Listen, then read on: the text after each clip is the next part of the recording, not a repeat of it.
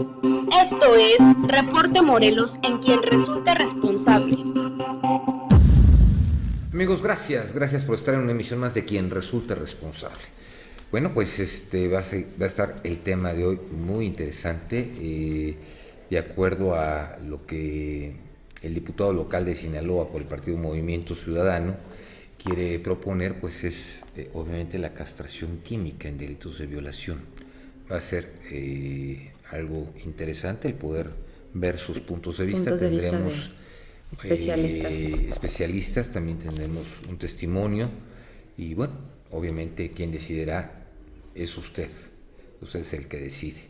Bueno, pues quiero, como siempre, agradecer a Vicente Velasco, con el gusto de saludarte. Buenas noches. Buenas noches. Nuestro, obviamente, corresponsal del Estado de México, José Antonio Moreno. José Antonio, con el gusto de saludarte. Saludos a Toluca. Saludos a Toluca, Doña Rose, especialmente que está sintonizándonos en vivo a través de la red de internet, en el 90.3 de Red Mexicana, a toda la gente que ya va en camino. Sistema de cable. Así es, a todos los amigos de KW. Y pues bueno, agradeciendo el espacio que se me brinda y como siempre un afectuoso saludo también de la Igual. Bueno, pues si me permiten vamos a empezar con el reporte Morelos con Roberto Becerril. Roberto, con el gusto de saludarte, buenas noches. Buenas noches, Roberto. El gusto es mío, Federico, Briseida, José Antonio, muy buenas noches y muy buenas noches sobre todo a nuestros amigos del auditorio. Bueno, el día de hoy se esperaba y como llegó el momento después de las 13 horas con 15 minutos arribaron a la plaza del Zócalo capitalino de Cuernavaca este movimiento de armado 43 por 43, el cual proviene de Iguala, Guerrero. Llegaron en punto de las 13 horas con 19 minutos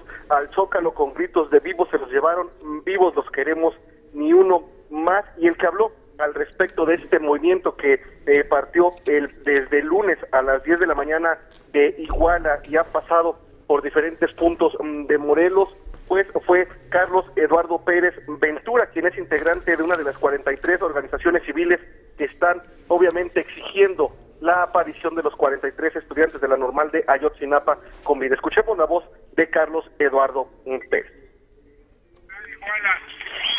El movimiento 43 por 43 es un movimiento que exige paz y justicia en nuestro país. Nos preocupa enormemente la situación de los 43 normalistas. Exigimos la presentación viva de ellos, pero también nos preocupa los cadáveres que sacaron de las fosas comunes. Exigimos que nos digan quiénes son. Son gente con nombre y apellido que su familia está esperando en sus hogares. Sostenemos que Iguala es la gota que derramó el vaso de agua, porque no es exclusivo de Iguala, no es exclusivo de Guerrero. En todo el país estamos hartos de los secuestros. El día de hoy este movimiento 43 por 43, esta caravana que está formada por más de 70 personas pertenecientes a 43 asociaciones civiles, pasarán la noche en la capital del estado, es decir, en el municipio de Cuernavaca, en las instalaciones del Sindicato Mexicano de Electricistas, y mañana en punto de las 9 de la mañana se espera que sigan su camino hacia Tres Marías para después llegar el domingo a la Ciudad de México, donde se espera pues ya terminen esta caravana. Mañana a las 9 en punto en la Paloma de la Paz darán un pronunciamiento más en torno a este movimiento y sobre todo en torno a lo que está pasando en el país, y también dicen, hablarán del actuar de la autoridad, en este caso de Ayotzinapa. Pues digo, es trágico, pero todavía seguimos con lo mismo. Digo, lo único, bueno, ya relevante es que han sido las pistas de las personas que han sido detenidas, que van 56. Obviamente el señor Vaca pues ya está sujeto a proceso. Pero ya se van a cumplir casi ya los 2 meses que habían dicho para la identificación de los cuerpos y no sé. Vamos en 36 días, ¿no? Ya. Bueno, que estamos hoy ya 6, no, ya son más, porque fue el 26. 26 a 27. 26, sí, ya son más días. 38 días, ¿no? Pero bueno, y ya. bueno, y la señora pues se encuentra, obviamente el juez de Distrito y Procedimientos Penales Federales negó la orden de aprehensión por delincuencia organizada, secuestro. Entonces la Procuraduría General de la República lo que hizo fue arraigarla para ver y hacer las investigaciones correspondientes y a ver qué sucede. pero bueno, eso lo seguiremos más de cerca.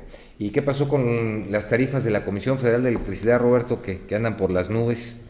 Así es, Federico, estas tarifas tan altas que han llegado a varios ciudadanos en sus recibos de la Comisión Federal de Electricidad, pues provocaron que una vez más varios ciudadanos inconformes cerraran por varias horas Avenida Morelos a la altura de la Profeco.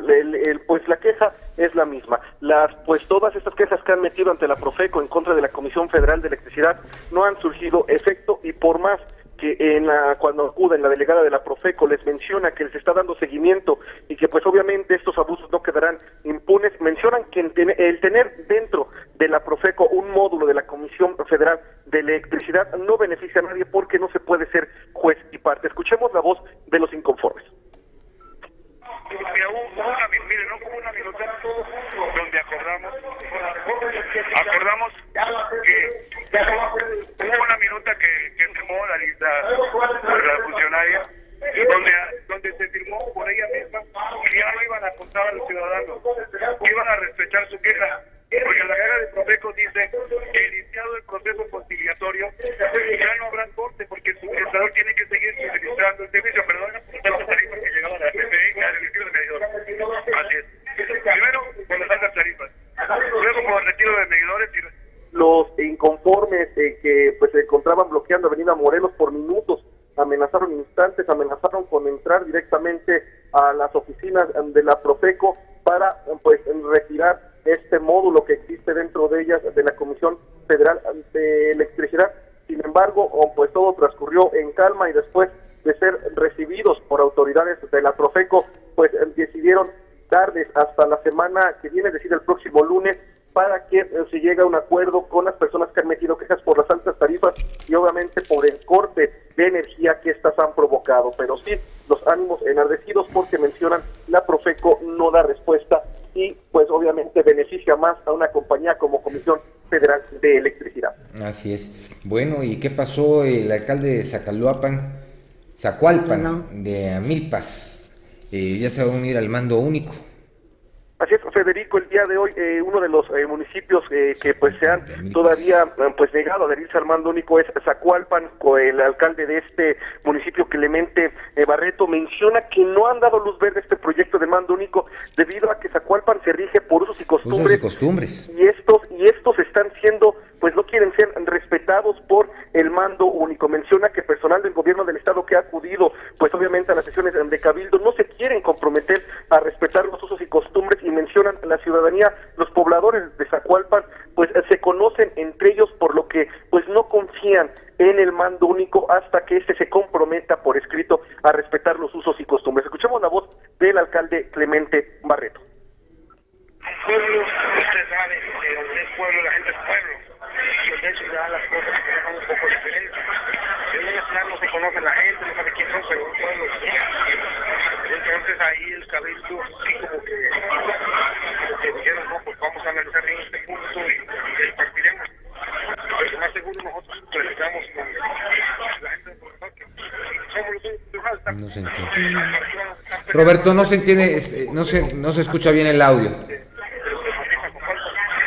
Mencionó que en los próximos días tendrán otra vez reuniones con personal del Ejecutivo para negociar pues ya que se adhiera Zacualpan al mando único, pero ya escuchamos solamente si se siguen las reglas de Zacualpan, en el cual pues recordemos, Federico, está regido por usos y costumbres. Sí, yo siento que podría ser bastante problemático, sobre todo para los habitantes. Te agradecemos mucho, Roberto, estamos al pendiente, buenas noches. Buenas noches.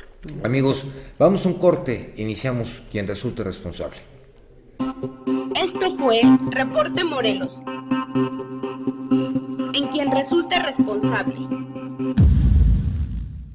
Esto es Quien resulte responsable, un programa de información y denuncia para una sociedad que dice: ya basta de impunidad, corrupción y falta de respuesta.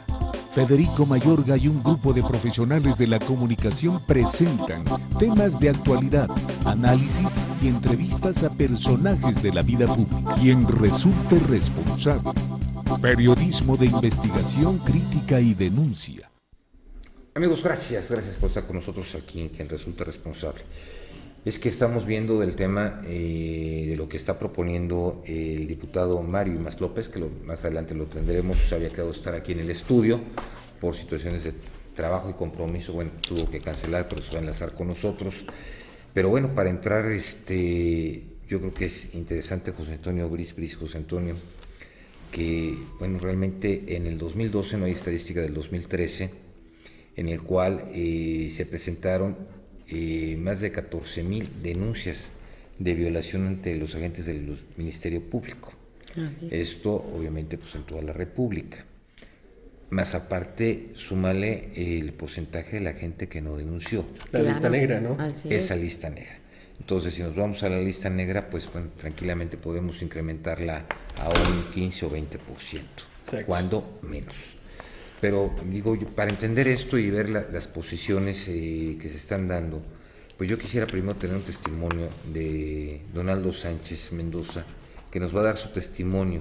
Esto va a ser como una entrada para combatir o ver el punto de vista que quiere impulsar obviamente el diputado Mario Imaz López, pero también no es el primero, porque lo estaba haciendo dos diputadas en el Estado de México, una del Partido Acción Nacional y la otra por parte del PRI. Así es, sí, primero se seculó, bueno, se concesionó, o como se diga jurídicamente, porque desconozco.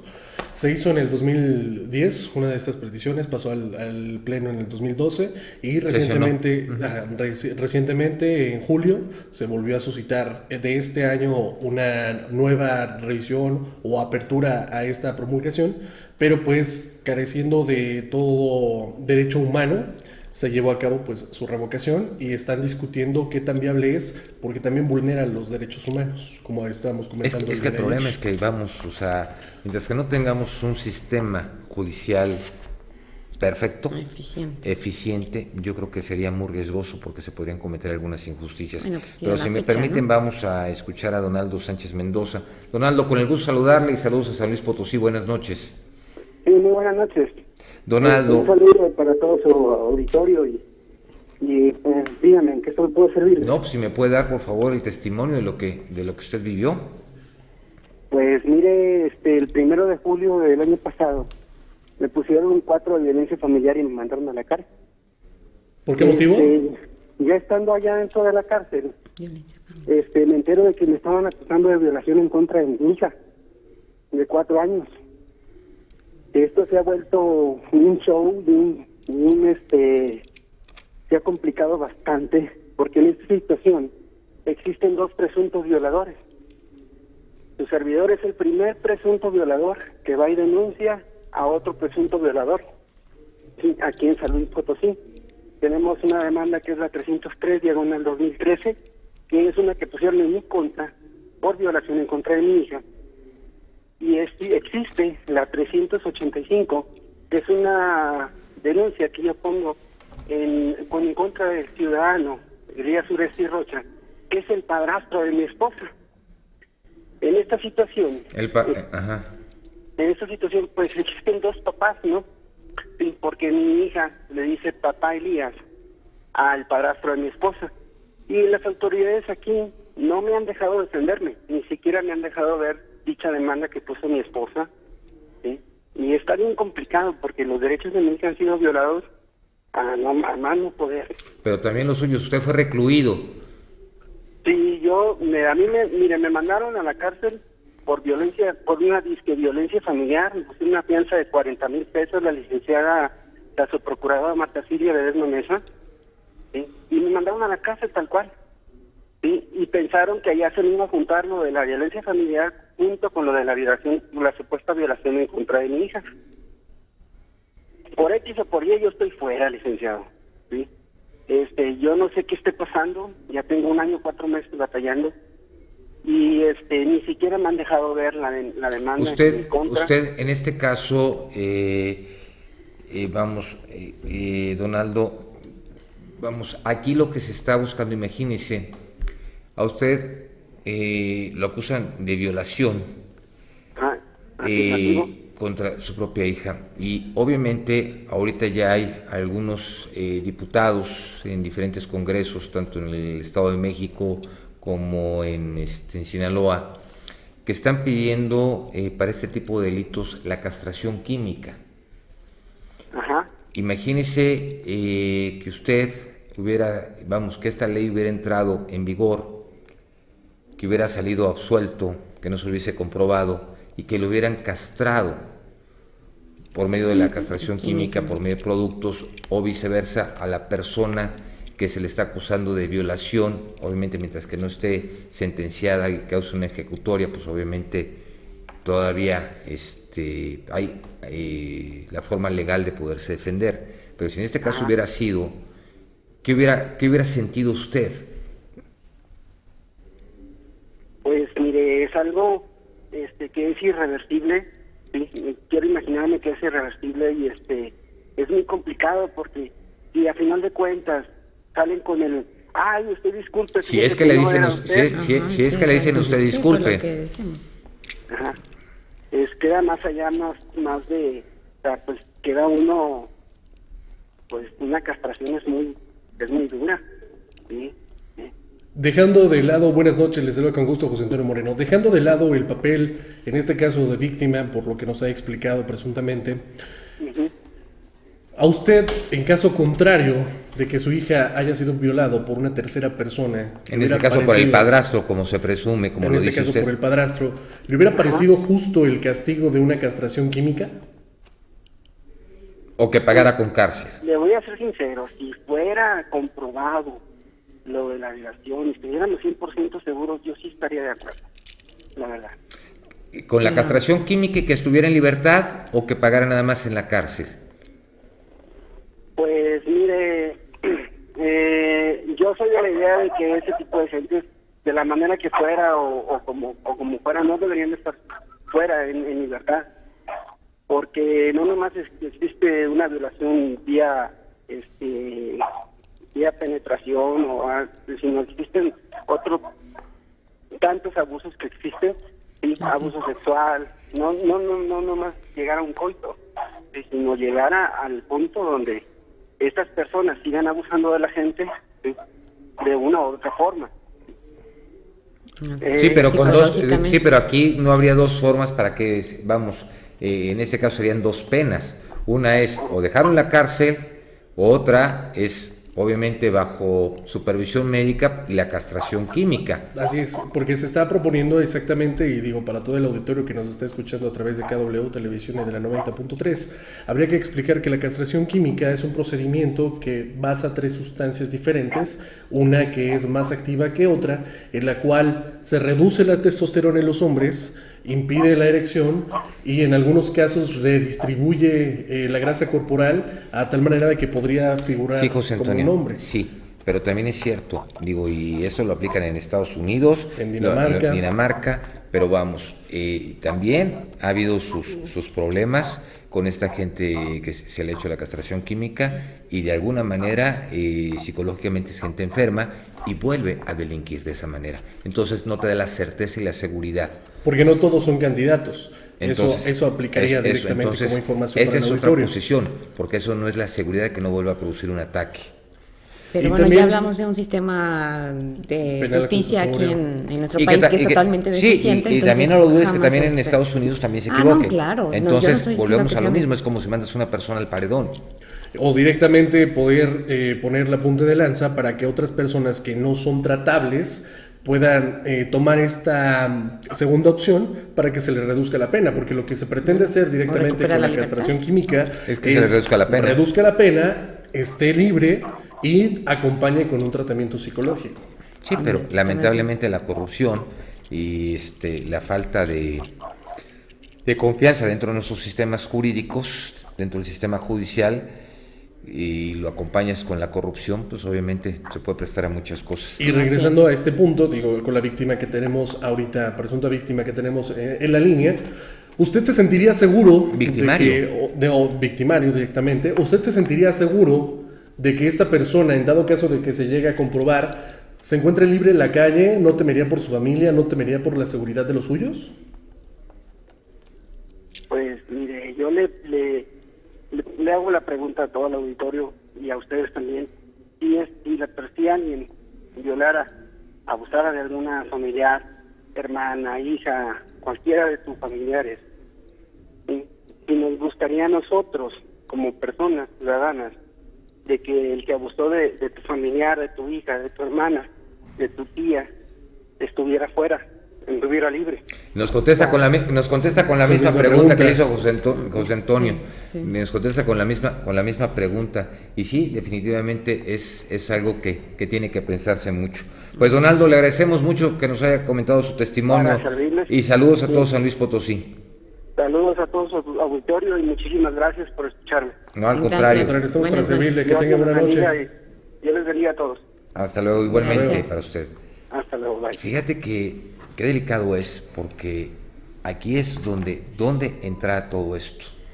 Dónde llegar a esos parámetros, digo, en el cual es sí o en el cual es no. Hasta dónde estamos preparados. Porque tú lo estás recalcando mucho, José Antonio, vamos en cuanto al tratamiento psicológico. Exactamente. Sí, claro. Y obviamente no toda la gente es candidata a ello. No es tratable. Y en este caso, bueno, tendremos que ver. Pero aquí viene, fíjate lo que tú nos estás comentando, no toda la gente es tratable. Uh-huh. El problema de todo esto es que si realmente se tuvieran los centros penitenciarios estatales, ya no los federales, ya se manejan bajo otra posición, pero los estatales, lamentablemente existe todavía muchísima corrupción, falta de seguimiento en muchos aspectos. Entonces, ¿hasta dónde va a haber la gente capaz? ¿Sí? Psicólogos, terapeutas, psicoterapeutas, psiquiatras, para realmente, en caso de darle seguimiento, simplemente ¿cuánto te cuesta ahorita un interno de un centro estatal? Claro. Diario. Uh-huh. ¿Y cuánto se gasta anualmente? Tú acabas de sacar una cifra de 1.400 millones. ¿Cuánto? Así es. Bueno, para resumir esta cuenta, para todo nuestro auditorio que nos está siguiendo a través de KW y el 90.3, el costo que tenemos que pagar, según cifras del 2009, son 130. Del 2009, aumentale un 35-40%. Son 130 pesos diarios. Porque eso era en el 2009. Ahorita está más arriba. Ahorita está más arriba. Y entendamos que muchos de ellos también apenas están en proceso también, ¿no? Sí, claro, ni siquiera están sentenciados, pero ya está generando un costo. De 1.800 millones de pesos. Y el costo de cada tratamiento en caso de castración química es de 12,000 pesos. ¿Quién los cubriría, no? Esa sería la pregunta. ¿Quién va a cubrir en caso de que se dé este sistema, no? Sí, porque según este mismo estudio dice que la manutención de los casi 100,000 internos en México que no han recibido sentencia asciende a 4.400 millones de pesos anuales. 4.400 millones, yo dije 1.400. A pesar de que la mayoría de los detenidos cometieron delitos menores a los 6,000 pesos y en el caso del narcomenudeo obtuvieron ganancias de menos de 1.600 pesos. Y esto que no sirva como apología del crimen. No significa que por ser un delito menor dejen de ser delincuentes. Pero sin embargo, hay que poner en el ojo de la opinión pública que es menor el costo de lo que han robado y es mayor el costo de lo que nos cuesta que ellos estén viviendo en los reclusorios. Bueno, de hecho de trabajos comunitarios, sí, pero claro. Mira, yo creo que, el hecho de la justicia, de lo que estábamos comentando ayer, de la justicia, del nuevo sistema acusatorio adversarial, pues obviamente lo que se trata es de reducir también que la gente ingrese a prisión. Claro. Digo, porque puedes tener desde arresto domiciliario, puedes tener infinidad de situaciones y ya hay la forma en que puedas negociar sin que se llegue a una situación de carácter penal, porque obviamente, ya son 12, 13, 14, 15 internos que, por ejemplo, en penales del Distrito Federal que duermen en una celda. Si nos vamos al Estado de México, nos vamos a Barrientos, está igual. Condiciones infrahumanas. Entonces, es todo eso, que obviamente la gente, pues obviamente está pagando una deuda con la sociedad. Pero aquí el problema es que realmente hasta dónde estamos nosotros capacitados en nuestros sistemas judiciales para realmente llegar a crear esa figura de la castración química. Sí, independientemente de los resultados delitos que se quieren, ¿no? Que se quieren. Pero a ver, ¿qué pasa? Bien lo mencionó José Antonio. ¿Qué pasa? Ok. ¿En qué momento va a ser realmente una persona candidata o no? Se tienen que realizar estudios psicológicos para poder llegar. ¿Y eso cuánto va a costar? Implica gastos. Eso implica gastos. Totalmente, ¿no? Sí, pero bueno, tenemos en la línea al diputado Mario Imaz, diputado local de Sinaloa por el Partido del Movimiento Ciudadano. Diputado, lo estuvimos esperando, pero qué bueno que se enlaza con nosotros. Gusto en saludarle. Saludos a todos Sinaloa. Buenas noches. Buenas noches a todo tu programa, desde aquí de Sinaloa comunicando pues esta iniciativa y estamos a la orden. ¿Qué tal? Buenas noches, pues es un gusto recibirle en el programa y a mí me gustaría hablar, le saluda con gusto José Antonio Moreno, diputado. Me gustaría empezar con esta pregunta. ¿Cuál es la diferencia? Bueno, primero, José Antonio, si me permites, primero que nos diga cuál es su iniciativa. Ok, pero antes de la iniciativa, a mí me gustaría precisar un dato muy importante que yo creo que hay confusión en el auditorio. Diputado, ¿cuál es la diferencia entre violación, agresión sexual, acoso y estupro? ¿Cuáles son estas diferencias? Bueno, las diferencias pueden parecer similares, pero la profundidad del delito, cuando se hace una violación a ya sea un hombre, una mujer, un menor de edad, es cuando llegan en sus partes vitales, en sus órganos, llegan a perturbar esa situación y agredir a la persona. Bueno, es su punto de vista. Ok, diputado, ¿cuál es la iniciativa que está presentando? Mira, esta iniciativa viene a tratar de bajar los índices de reincidencia en los actos de violación, de esas agresiones, porque son más del 80% de las personas que reinciden, aún cuando salen de la cárcel. Es tratarlas como para no violentar los derechos humanos y respetarlos, es tratarlos como con una incapacidad mental que tienen de comportarse como enfermos, es tratarlos a la par con un tratamiento médico, psicólogo, y que le puedan suministrar el medicamento Depo-Provera que te inhibe los niveles de testosterona a cero, y por lo cual te inhibe el líbido para que pueda tener erección en su pene.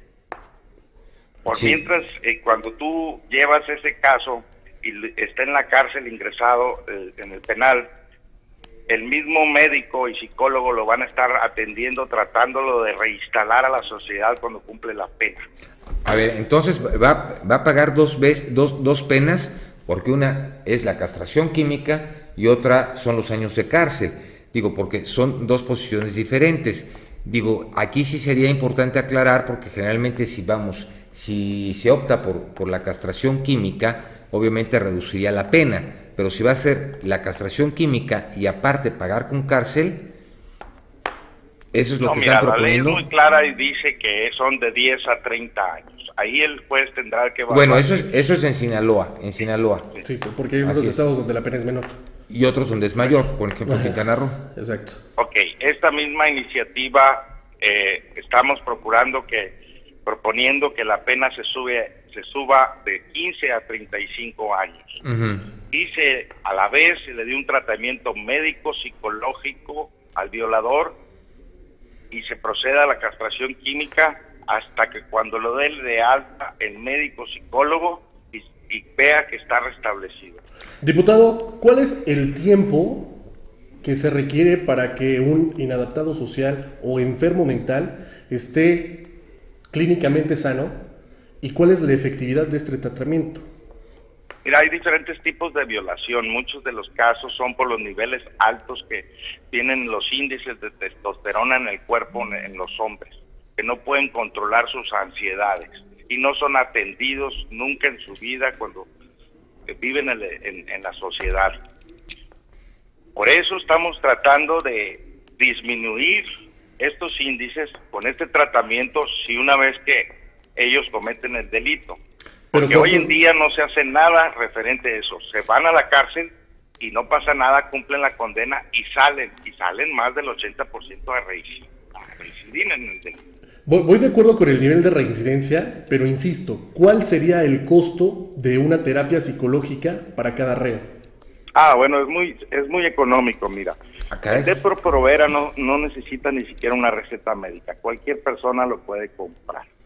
cuesta a precio público, es un medicamento de Pfizer, cuesta 277 pesos precio público, y la gran mayoría de las farmacias lo puedes conseguir con descuento, que tienen descuentos permanentes. Yo la semana pasada compré el primero para ver la caja, su empaque, y costó 198 pesos. Estás hablando de 200 pesos que cuesta un tratamiento trimestral, porque el médico y el psicólogo ya están dentro de la penitenciaría, y lo único es que tendrías que darles más carga de trabajo y ponerlos a trabajar en ese sentido. Este es el aspecto médico. Diputado, pero en el aspecto psicológico, ¿cuál sería el costo y el tiempo? ¿Y qué nivel de efectividad? Creo que la ley es muy clara, marca muchos años en estar cubriendo la pena, donde el médico lo va a estar tratando psicológicamente y también médicamente con este medicamento, y ver su comportamiento, su razonamiento, porque una persona cuando tiene el problema de su testosterona muy alta y se la disminuyes, lo que pasa es que ya empieza a pensar sin esas ansiedades y empieza a reflexionar y a encontrar su verdadero yo, de cómo está sus pensamientos, ¿no? Diputado, entonces, a ver, ¿cómo se puede redactar? Perdone que lo interrumpa, pero no toda la gente, es candidata a ello. Para eso son diferentes estudios que se tienen que hacer. Y con otra de y el costo. Y además hay otra cosa que es importante. Lamentablemente nuestros sistemas judiciales y en toda la República Mexicana cada día ha perdido credibilidad precisamente por la corrupción. Imagínense cuánta gente no está en la cárcel siendo inocente, o imagínense que una señora acusa al esposo de violación porque está en reclamación de bienes y todo ello, que sucede y pasa, y en ese ínter el juez sentencia una castración química y después de ello resulta que la persona es inocente. ¿Dónde están las garantías y el respeto a los derechos humanos? Digo, porque aquí hablamos de que nadie es culpable hasta que no se demuestre lo contrario, ¿sí? Y obviamente hasta que no quede una sentencia firme y causa ejecutoria. Yo agregaría a esa pregunta. Sí, adelante, lo escuchamos. Bueno, en México tenemos, según la Secretaría de Salud del 2010, 120,000 actos de violación en nuestro país. 14,000 únicamente son denunciados. Tenemos alrededor de 6,000 casos, si quieres, que se van a instancias, y 2,000 desestencias. O sea, estamos en una impunidad muy grande. Sí. ¿Sí? Y a lo que de ahí tienes que ver y observar que ¿por qué no denuncian? ¿Por qué no denuncian? Porque en primer lugar, el violador, el que está en número 1, es el tío. En segundo lugar está el padrastro. Y en tercer lugar está el mismo padre. En ese orden van. Y el 80% de las violaciones se enfocan a niños de preescolar. Ve tú la gravedad. Entonces, ¿qué pasa? Lo arreglan de manera familiar este asunto. Porque tampoco saben las personas qué tratamiento médico o psicológico, cómo puede funcionar. Y también no existe una pena donde ellos realmente estén observando que pueden ser sancionados. Hay un alto grado de impunidad hoy en día. Sí, pero diputado, vuelvo a lo mismo, pero lamentablemente no tenemos un sistema judicial confiable. Eso es un hecho. Digo, tenemos... Bueno, yo creo que por eso no vamos a dejar de hacer nada. No, totalmente de acuerdo, pero tenemos más de 4,400, se gastan más de 4,400 millones de pesos al año para mantener los internos de los diferentes penales estatales. Aquí hay una situación que es importante.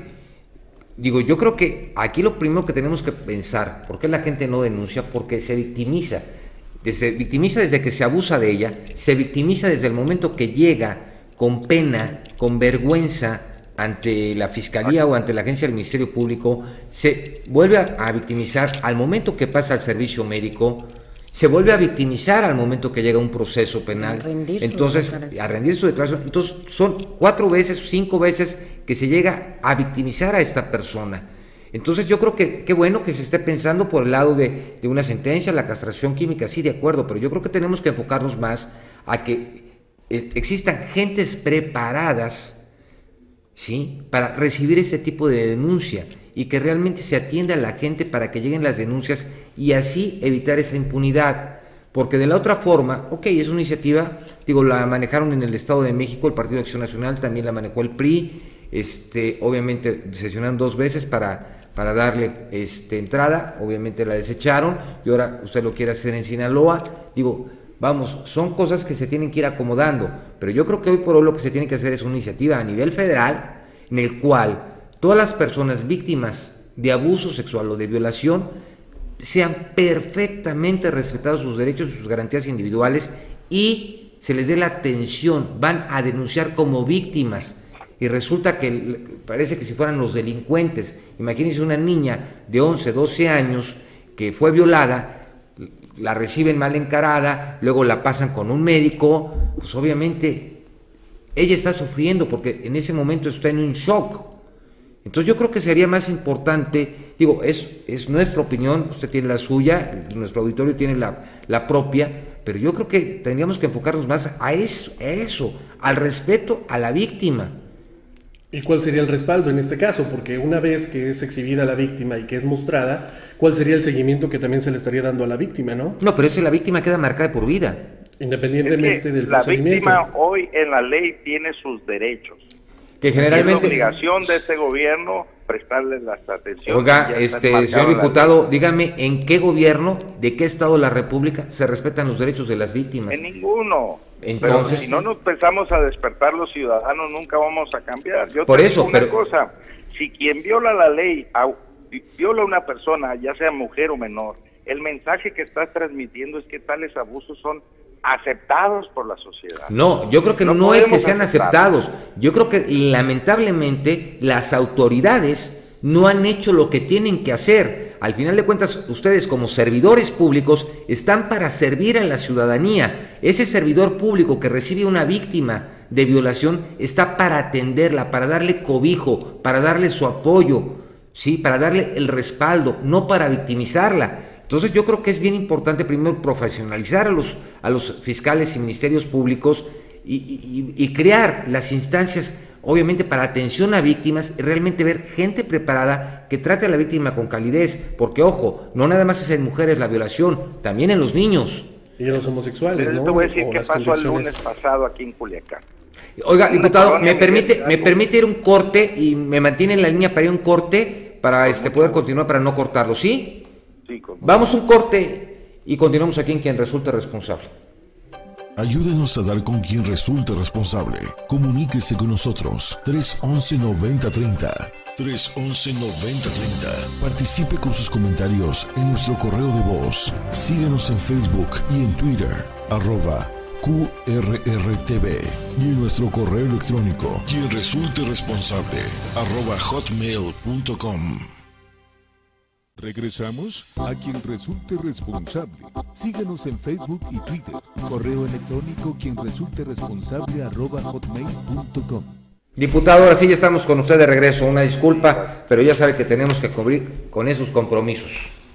No, claro. Mira, yo lo que te puedo decir que México está para tener una agenda a la vanguardia. Son temas muy polémicos estos. Sí, claro. Pero no por eso podamos tener miedo a abrirnos. Estoy totalmente de acuerdo. Estoy haciendo como legislador en Sinaloa, estoy haciendo una consulta ciudadana, estoy haciendo una encuesta y te puedo decir que hay una gran aceptación de más del 80%. Yo esta iniciativa la presenté debido a que yo soy un legislador que regreso a las colonias al menos 2 veces por semana. Todos los sábados y miércoles estoy en las colonias atendiendo y empiezo a legislar para ellos. Y una de las cosas fue las violaciones y los abusos. Y hablan de las mujeres, sobre todo, que quieren que sean respetadas. Entonces, en base a eso es esta iniciativa que ya se han hecho propuestas de diferentes geometrías políticas, pero en diferentes casos. Aquí lo que estoy poniendo es que atiendan a las personas, los violadores, como unas personas que tienen un padecimiento mental, porque es un enfermo mental en violar a una niña de meses, un niño de 2, 3 años, por favor. Entonces tenemos que hacer algo al respecto. Lo estamos tratando como un enfermo mental. Esa es la propuesta, no estamos violando. Aquí el problema, diputado, es que lamentablemente, miren, y los centros penitenciarios estatales cuentan realmente con el personal 100% calificado. Lamentablemente nuestras autoridades, pues también es triste, pero no son confiables.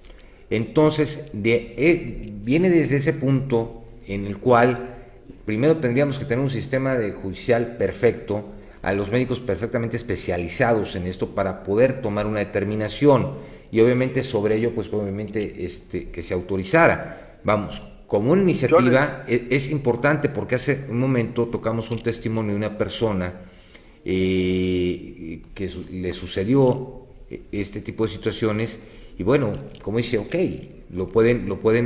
puede ser la castración química, pero y si volvemos a lo mismo, o sea, porque tampoco es una situación 100% segura de que no pueda reincidir, de todos modos, con la castración química.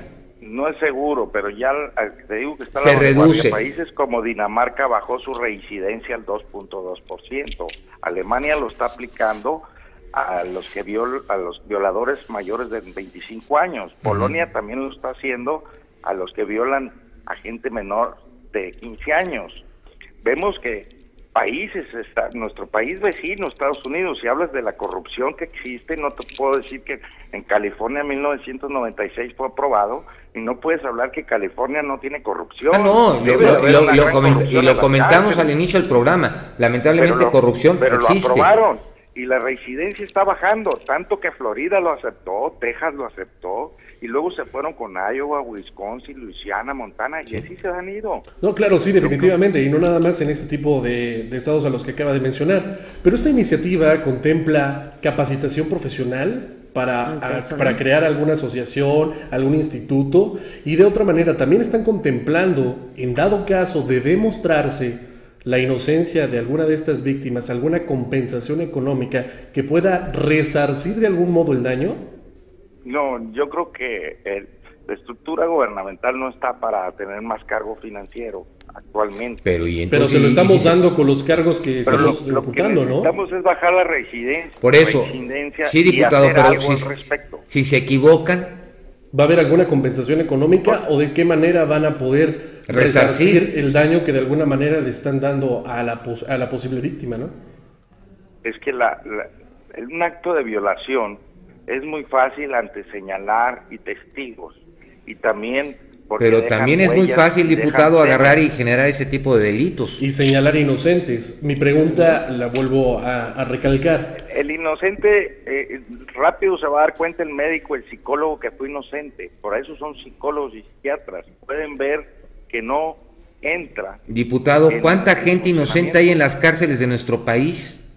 Sí, pero no dependen de un tratamiento médico.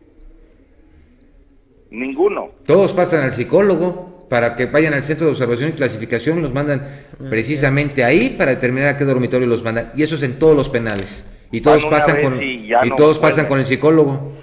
¿O cuáles son los indicadores que a ustedes les han dado la garantía de poder aplicar esta iniciativa? Me comentaba que ha realizado encuestas de la sociedad. ¿Qué dice la sociedad en específico del lugar en el que usted está ejerciendo su poder sobre este tipo de iniciativas? Porque yo no le voy a preguntar al diputado Mario más, le voy a preguntar al ciudadano. ¿Usted se sentiría seguro de que un violador que atentó contra un miembro de su familia anduviera en la calle? ¿O qué le garantizaría esa seguridad? Yo le preguntaría, ¿qué le dirías tú, o si fuera tuyo una hija que Dios no quiera, la que fue violada? Pero está regresando a la pregunta, yo le insisto, diputado, yo le pregunto al ciudadano, porque también hay que dar esa parte de que no solamente ejercen el poder, sino también son parte del pueblo y también están, pues, desgraciadamente a merced de la sociedad y también de la delincuencia. ¿Usted estaría de acuerdo con que una persona se le reduciera la sentencia y saldría a la calle? Siempre y cuando esté aprobado por el médico y psicólogo y haya cumplido con el tratamiento, se le puede reinstalar. Yo estoy de acuerdo, si cumplió una pena y se le reduzca, y se ve que puede lograr conducirse de la forma normal afuera. Ese es el gran dilema. El sistema de reinserción no funciona. En Cataluña, España, en años atrás, hubo un violador que cumplió su condena y lo pues ya tenía que salir libre. La persona no quería salir, dijo, voy a salir a violar, ayúdenme. Lo tuvieron que hacer la castración química. Sí. Y salió y no hizo ningún daño en España. Años después se fue a vivir a Francia, y en menos de 6 meses en Francia, que ya no recibió el tratamiento, volvió a violar y hoy en día está en la cárcel en Francia. Ahí está el ejemplo, los mismos violadores. En caso de vamos, Suecia, se oye muy fuerte el nombre castración química. Y de hecho refieren algunos estudios que hasta mal utilizado. Es mal utilizado porque no es una castración química. O sea, no es una castración química, yo creo que está mal utilizado.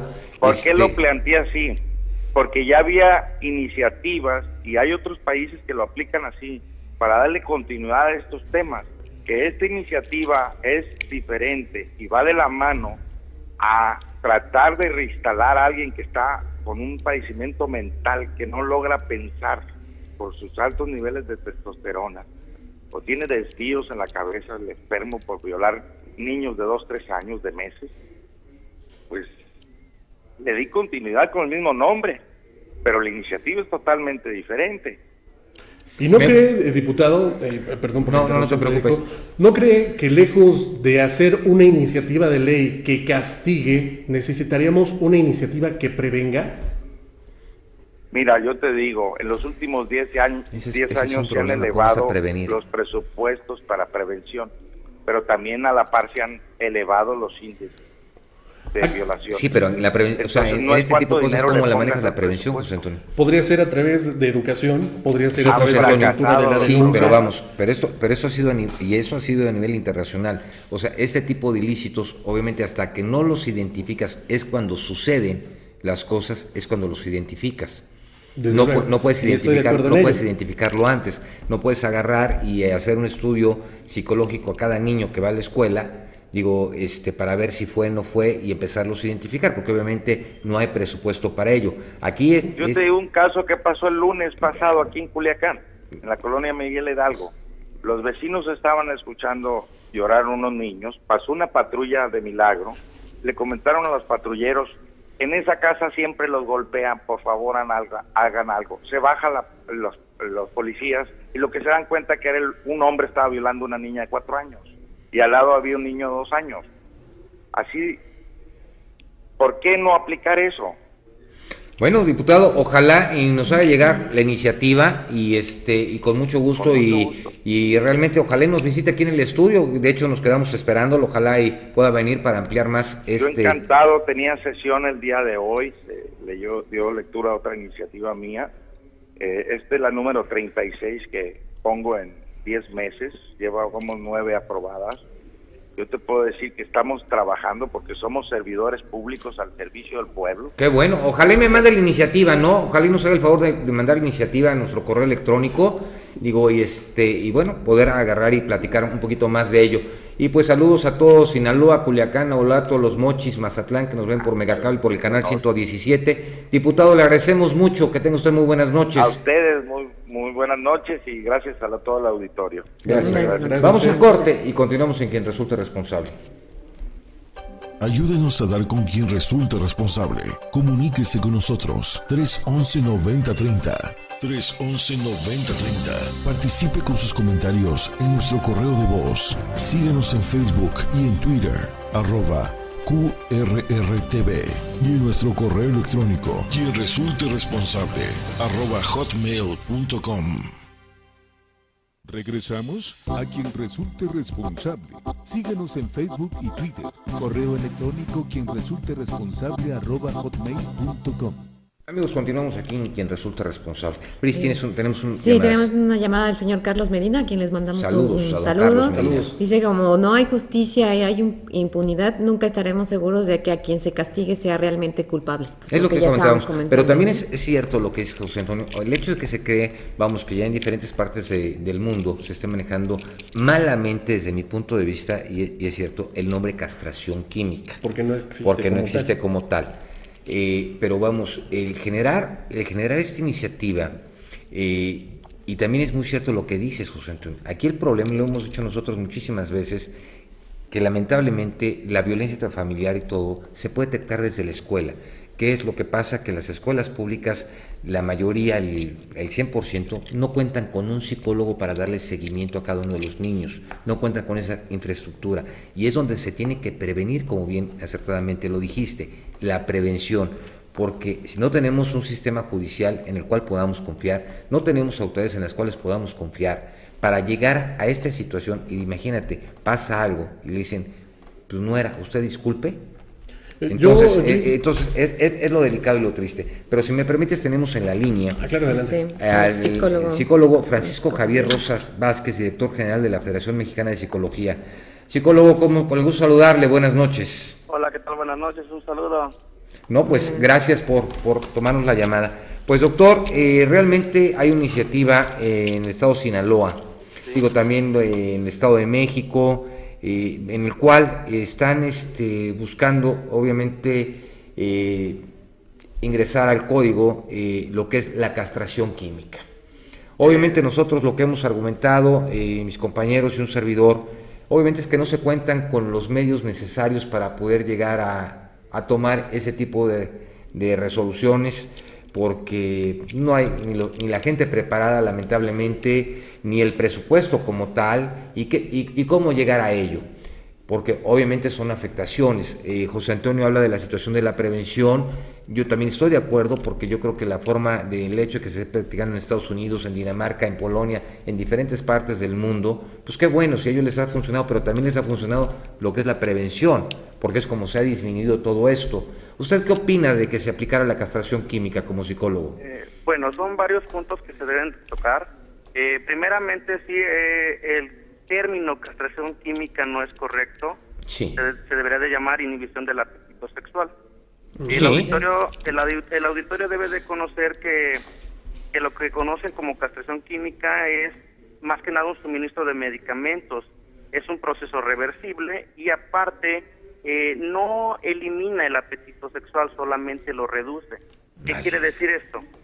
Si la persona está medicada para inhibir su apetito sexual, no quiere decir que no vuelva a cometer un ilícito de esa magnitud, llámese violación. O sea, que puede volver a recaer. Es correcto. Psicólogo Francisco, buenas noches, les saluda José Antonio Moreno. Insistiendo con este tema que ya hemos llevado a cabo, a mí me gustaría, antes de empezar mis preguntas, ¿qué es lo que lleva a un sujeto a delinquir, específicamente en el terreno sexual? Bueno, ok. Dentro de la parte de la conducta, tenemos algo que conocemos como conducta antisocial derivada en la parte sexual. Hay muchas personas que pueden tener el conflicto arraigado desde casa y otros desde una cuestión orgánica, una falla a nivel neurológico. Ok, la siguiente pregunta que yo le realizaría es, ¿cuáles serían los focos rojos de saber de que alguien ha sido víctima de una violación? Bueno, ya en la parte clínica, comúnmente las personas manejan diferentes sintomatología, entre ellas, por ejemplo, tienen o presentan lo que es bulimia, anorexia, pueden presentar también autoflagelo, que son lesiones en su cuerpo, bajan su rendimiento escolar, no quieren comer, no quieren socializar, comúnmente tienen depresión reactiva, presentan situaciones, por ejemplo, de hostilidad hacia las personas, por ejemplo, que fueron atacadas por un hombre, van a presentar hostilidad hacia esa misma figura. En el punto anterior que yo exponía de la cultura de la prevención, sí. ¿Usted cree que puede existir una cultura preventiva o algún programa que nos pueda ayudar a prevenir este delito? Mire, básicamente ese delito no se puede detectar tan fácilmente en calle. Una situación muy importante, lo que es el abuso sexual y la violación, en un gran rango estadísticamente se presenta dentro del primer núcleo familiar, lo que es la familia. En la familia, dentro del hogar. Es correcto. Y mucha gente no denuncia esos actos por miedo a la separación del gremio. Por pena, por vergüenza, por lo que dirá la gente, totalmente. Y ese es un problema, la falta de denuncia. Pero también es cierto, o sea, yo voy mucho en la posición de José Antonio en cuanto a la posición de la prevención, obviamente, pero también vamos en un niño, obviamente cuando se empieza a tratar este tipo de situaciones, vamos, entra por ejemplo a la primaria, tiene 7, 8 añitos, es cuando hacen el estudio y vámonos, y si no se refleja, obviamente cuando empieza a despertar su apetito sexual, es cuando empiezan a venir las complicaciones. No sé si estoy en lo correcto, doctor.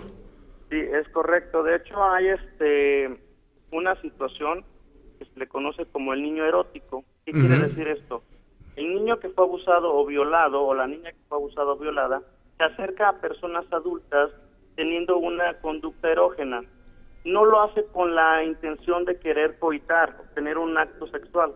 Lo hace para ver si esa persona es capaz de hacerle daño o no. O sea, como una prueba. Así es, claro. Correcto. Claro, entonces obviamente no estamos preparados y obviamente no existe la certeza. Entonces aquí yo me iría a la pregunta, ¿y cómo lo han hecho los diferentes países a nivel internacional donde han reducido obviamente drásticamente los niveles de delitos de violación y de abuso sexual? Ok, los modelos preventivos van enfocados no solamente al nivel escolar, sino también a lo que es educación de familia. ¿Qué quiere decir esto? A los padres se les enseña cuáles podrían ser los signos y síntomas que puede tener un niño abusado o violado para que ellos puedan detectar, prevenir una acción y obviamente en su caso realizar una denuncia. Evidentemente aquí tenemos una falla en nuestro sistema penal, que es el principal punto. Sí, claro. Muchas personas no quieren ir a denunciar porque... Se vuelve a victimizar a la gente cuando llega a presentar su denuncia. Es correcto, es como si volvieran a violar nuevamente a la persona o a abusarla sexualmente. Sí, totalmente. Dentro del terreno psicológico nos comentaba hace un momento el diputado que había un proceso terapéutico que podría reforzar este tipo de mal llamado castración química sobre este tratamiento, pero jamás me respondió esta pregunta: ¿cuánto es el tiempo de que una víctima tiene que necesitar de este apoyo y cuál es la efectividad del mismo? ¿La víctima? No, el victimario, el victimario como tal. El sujeto activo. Sí.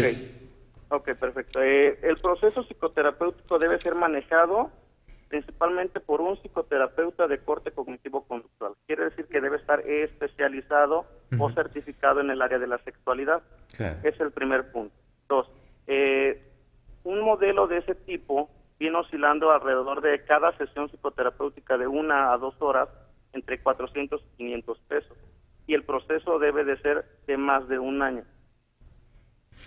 Cualquier gente, perdón, Brice. Sí, no, es que en su opinión, digo, vemos que la reinserción social en este país no existe, no funciona.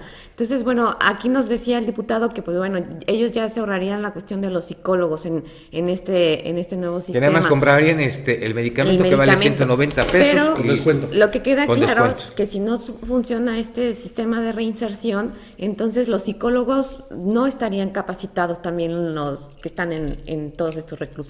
¿O cuál sería su opinión respecto a esta gente que trabaja en los reclusorios como psicólogo? Y reforzando un poquito la pregunta de Bill, si me permite, el título que usted me dio, ¿cuál es de la conducta? Perdón, no le entendí mucho. ¿El término de especialización? El proceso psicoterapéutico es de corte cognitivo-conductual, certificado en psicosexualidad. ¿Cuántos psicólogos cuentan con este tipo de certificación? En México actualmente no rebasa la cantidad de 300 a 400 psicólogos colegiados. Nada para un país. Nada para un país. Es correcto. Nada para un país. Otra situación importante es que los psicólogos que están en los cerezos o centros de readaptación social son psicólogos forenses. Así es. No están capacitados para ni están especializados procesos psicoterapéuticos. Así es, totalmente de acuerdo. Digo, ¿cuántas veces hemos sabido que las mismas psicólogas se casan con los mismos internos? Digo, porque se ha sabido. Sí, lamentablemente. Otra pregunta, doctor. Toda la gente, vamos, con este tipo de problemas sexuales, ¿todos son afines a este tipo de tratamiento? ¿Pudiesen ser afines o no todos? No, por supuesto que no. Debe de existir un perfil o un perfil de candidato para que se pueda anexar a un proceso de inhibición del apetito sexual. Este perfil, ¿cómo se llega a él? ¿Cómo se determina si una persona puede ser candidato o no? Básicamente vamos realizando todo por tipología. Hay alguno que se llama abusador sexual, otro es un violador furtivo o un violador reincidente. comúnmente el violador reincidente es el que entraría como candidato para el proceso de inhibición del apetito sexual. ¿Cree que México está preparado para tener esto ya dentro de un código penal, doctor? La iniciativa puede ser buena. Lamentablemente nuestro sistema penal es deficiente y podríamos correr el riesgo de atentar contra los derechos de una persona inocente. Así es. Doctor, en este caso, si ya se está medicando una persona para inhibir el deseo, el líbido y bajar la testosterona, ¿de qué manera estamos compensando esta manera que le estamos quitando? Porque pues hay que recordarle al auditorio que todo lo que se comprime tiende a estallar y sería una bomba de tiempo. Se tendría que acompañar definitivamente con un tratamiento psicológico, ¿no lo cree? Sí, de hecho el proceso cognitivo-conductual busca regular también las funciones fisiológicas, porque sí, evidentemente se modifican. La parte sexual tiene que ver con una descarga fisiológica. Entonces tiene que acompañar con otro tipo de ejercicio físico. Bueno, pues es realmente, yo creo que ilustrativo lo que nos ha dicho el doctor Francisco Javier Rosa Vázquez, director general de la Federación Mexicana de Psicología. Doctor, ¿algo más que quiera agregar? Pues bueno, ya en la práctica clínica sí me he encontrado con varios casos de adolescentes, adultos que fueron alguna vez abusados o violados sexualmente. Y sí es una situación grave, un tema muy complicado. Y esta iniciativa tendría que revisarse profundamente. Espero que con el nuevo sistema penal podamos limpiar parte de los vicios y tal vez pensar en un futuro en este tipo de iniciativas. Pues doctor, le agradecemos muchísimo y pues gracias y saludos a toda la Federación Mexicana de Psicología de parte de quien resulta responsable. Gracias por su apoyo, por sus comentarios y por habernos ilustrado un poquito más en este tema tan difícil. Gracias a ustedes, buenas noches. Buenas noches. Gracias, buenas noches. Bueno, pues nos queda un minuto, conclusiones. Sí. Pues de todo lo que hemos hecho, a mí me gustaría seguir recalcando mucho la cultura de la prevención, que los padres se acerquen, que son el primer colegio, la primera escuela que tienen los niños para poder adaptarse a la sociedad, que creemos niños seguros, que creemos un entorno familiar seguro, que les demos autoestima, pero sobre todo que les demos algo que acompañe ese crecimiento, como puede ser alguna actividad artística, y sobre todo que fomentemos el amor y la comunicación, que es lo más importante para evitarlo, pero también para escucharlo en dado caso de que seamos víctimas, ¿no? Gris. Bueno, yo también soy partidaria de que dejemos de ver cómo construimos cárceles, cómo castigamos, en lugar de ver más allá de esta problemática que sucede en nuestro país, ¿no? ¿Por qué llenar las cárceles de delincuentes cuando puedes a lo mejor sanar a estos seres humanos antes de que delincan, ¿no? Bueno, pues yo me quedo con la posición de que el público es el que termina, quien resulta responsable. Digo, porque obviamente ellos van a tener su opinión, pero sí lo más importante es que a los hijos hay que darles, no exagerar los tiempos, simplemente darles calidad y poderse acercar a ellos y obviamente estar al pendiente de ellos y cualquier cosa pues acudir con el médico para poderlos ayudar en todos los aspectos. Gracias. Nos vemos el día de mañana. Buenas Hasta noches. Mañana. Y no se olviden, Marta Susana va a estar mañana con nosotros. Hasta mañana. Hasta luego. Esto fue Quien resulte responsable. Periodismo de investigación crítica y denuncia sin censura. Hasta la próxima, donde continuaremos buscando a quien resulte responsable.